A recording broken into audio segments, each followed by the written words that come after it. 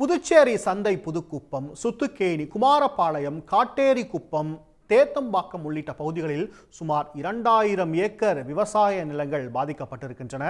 அங்கிருந்து செய்தியாளர் மகாராஜ பாண்டியன் இணைகிறார். மகாராஜ பாண்டியன், பாதிப்பின் தீவிரம் எந்த அளவுக்கு இருக்கு? சிபி, கண்டிப்பாக நாம் இருக்கும் காட்சி நீங்கள் பார்ப்பதற்கு ஆறு போல் காட்சியளிக்கும். ஆனால் அது கிடையாது. புதுச்சேரி கிராம பகுதியில் பயிரிடப்பட்டிருக்கும் விளைநிலைகள் தான் இது தற்போது சூழ்நிலையாக இருக்கிறது. புதுச்சேரியில் பெய்த கனத்த மழை மற்றும் வீடூர் அணையில் திறக்கப்பட்ட நீர், அதேபோல் மயிலம் ஏரி உடைக்கப்பட்ட அந்த நீர் தான் புதுச்சேரி விளைநிலங்களை சூழ்ந்து தற்போது 2000 ஏக்கரில் பயிரிடப்பட்ட விளைநிலங்கள் முற்றிலுமாக பாதிக்கப்பட்டிருக்கிறது. தற்போது இந்த வழியாக கடந்து செல்பவர்கள் இதை பார்த்தால் ஒரு ஆறு போல் தான் இருக்குன்னு நினைப்பாங்க. அப்படி கிடையாது. 2 அடி ஆழத்தில் பயிர் இருக்குது. இப்போ நம்ம அந்த பயிரை எடுத்து காட்டின பிறகு தான் இது விளைநிலங்கள் தெரியும். நெல் நம்ம காட்டிருப்பது நெல் பயிர். இதுதான் தற்போது இங்கே உள்ள சூழ்நிலையாக இருக்குது. 2000 ஏக்கரில் பயிரிடப்பட்ட நெல், வாழை, கரும்பு, மயிலா இவை பாதிக்கப்பட்டிருப்பதால் விவசாயிகள் மிகவும் வேதனையில் இருக்கிறாங்க. குறுகிய நேரத்தில் இந்த மழை அவங்கள தாக்கிட்டுருச்சு. தை மாதம் அறுவடைக்கு காத்திருந்தோம். தற்போது முற்றிலுமாக இந்த அறுவடை செய்ய முடியாத சூழ்நிலை இருப்பதால் நாங்கள் மிகவும் கஷ்டமாக இருக்கோம். அரசாங்கம் எங்களுக்கு நிவாரணம் கொடுக்கணும் அப்படின்ற ஒரு கோரிக்கையை முன்வைத்திருக்காங்க. இது தொடர்பாக விவசாயிகள்கிட்டே நம்ம கேட்கலாம். ஐயா, இது எந்த பகுதி, எந்தெந்த ஊரில் உங்களுக்கு பாதிப்பு ஏற்பட்டிருக்கு? மொத்தம் நீங்கள் 2000 ஏக்கரில் என்னென்ன பயிர்கள் நீங்கள் பயிரிடப்பட்டிருந்தீங்க? ஐயா, இது சுத்திக்கேணி பகுதி, காட்டேரிக்குப்பம், எங்கள் பகுதி வெங்காட்டிப்பாளையம், சந்தகுப்பம், கைக்கல்லிப்பட்டு, கொடாத்தூர், அனைத்து கிராமத்துலேயும் இதை விட அதிகமான சூழலில் விளைநிலங்கள் பாதிக்கப்பட்டிருக்கு.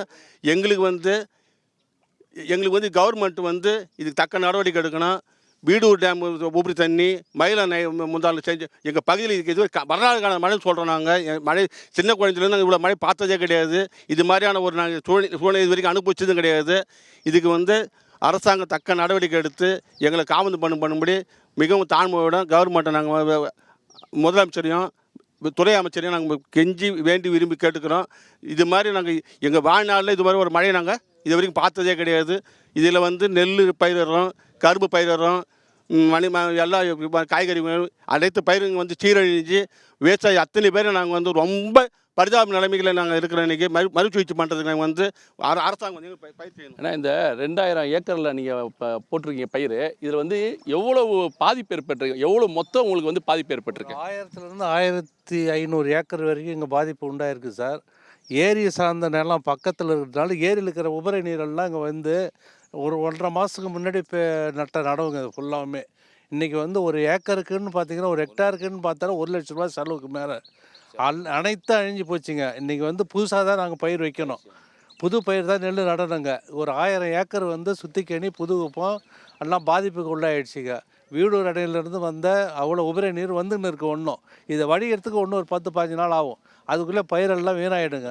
அதனால் கூடுதலாக அரசு முன் நடவடிக்கை எடுத்து விவசாயிகளுக்கு முன்னுரிமை கொடுத்து நிவாரணம் வழங்குமாறு ஒரு கோடி ரூபாய்க்கு மேலே நஷ்டம் ஏற்பட்டிருக்குங்க. அதனால் இனிமேல் புது பயிர் தான் நாங்கள் வைக்கணும். பழைய பயிருக்கான வேலையே இல்லை இங்கே. அதனால் இந்த பெஞ்சல் புயலால் பயங்கர பாதிப்பு. இது வரைக்கும் இந்த ஏரியாவில் இதாங்க ஃபஸ்ட்டு எங்களுக்கு கருத்து தெரிஞ்ச அளவுக்கு அவ்வளோ மழை. அதுக்கு உடனடியாக அமைச்சர் அவர்கள் தலையிட்டு மக்களை வாழ வைக்கணும்னு கேட்டுக்கொள்கிறோம். தண்ணி தேங்கியிருக்கு. அடுத்து தண்ணீர் வடிஞ்சிச்சுன்னா விவசாயம் பண்ண முடியுமா? இல்லைனா விவசாயம் எத்தனை மாதம் காத்து இருந்தால் விவசாயம் பண்ண முடியும்? உங்களுக்கு என்ன மாதிரியான பாதிப்பு பிரச்சனை இருக்குது? விவசாயம் பண்ணுறது கஷ்டம்தான். இது சம்பாபோகம்னு சொல்லுவாங்க. இதை சம்பாபோகம் சுத்தமாக முற்றிலும் நெளிவடைஞ்சிடுச்சு, அவ்வளோதான். இதுக்கப்புறம் விவசாயம்லாம் இதில் பண்ண முடியாது. இதோட அடுத்த 2ஆம் போகம்னு சொல்லுவாங்க. மார்ச் மாதம் மட்டும்தான் இதோட விவசாயம் பண்ண முடியும்.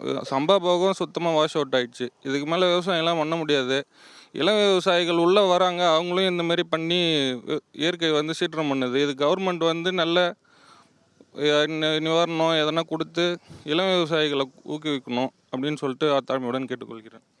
சிபினி கேட்டுக்கலாம். விவசாயியுடைய கோரிக்கை என்னமா இருக்குன்னா, இந்த பகுதியில் முற்றிலுமாக மழைநீர் தேங்கி இருப்பதால் உடனுக்குடன் செய்திகளை தெரிந்து கொள்ள சன் நியூஸ் பெல் ஐகானை கிளிக் பண்ணுங்க.